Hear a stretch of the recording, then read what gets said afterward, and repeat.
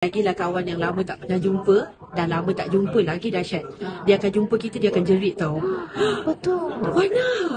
Wana ke ni lah macam tu. Macam sudah susut satu saiz Satu tau. saiz. Macam 2 biji warna dulu.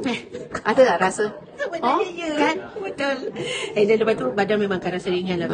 Dia kesihatan tambah baik. Itu sebenarnya yang first. Kesihatan. Rasa macam kakak lagi semakin happy. Betul. Ceria. Dulu tak Ceria. macam ni kan?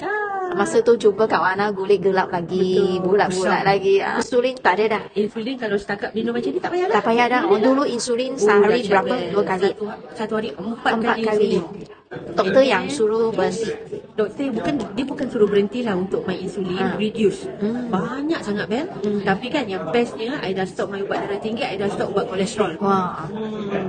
Itu pun best. Dalam berapa lama kakak amalkan? 3 bulan. 3 bulan 3 sudah bulan. stop. Tahun lepas Kak Wana join, Kak Wana mula consume on Jun.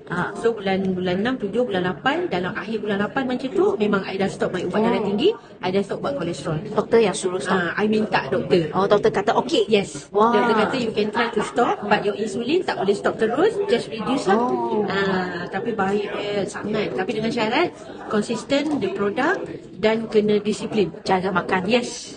Jaga makan. Kakak ambil aloe sehari berapa banyak? Okey, aloe Kak Wana memang terus terang Kak Wana cakap paling minimum Kak Wana akan ambil 100 ml satu hari 3 kali. Okey. I ambil pagi, ambil tengah hari, ambil malam.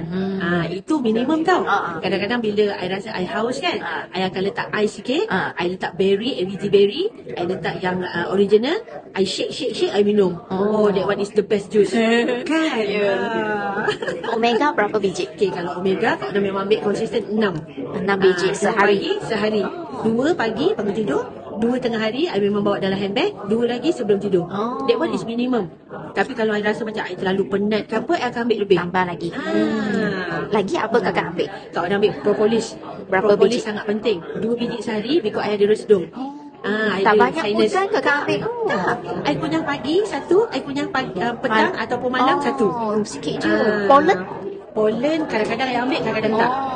Tapi 3 ni wajib lah. 3 tu wajib. 3 tu wajib. And then absorbency.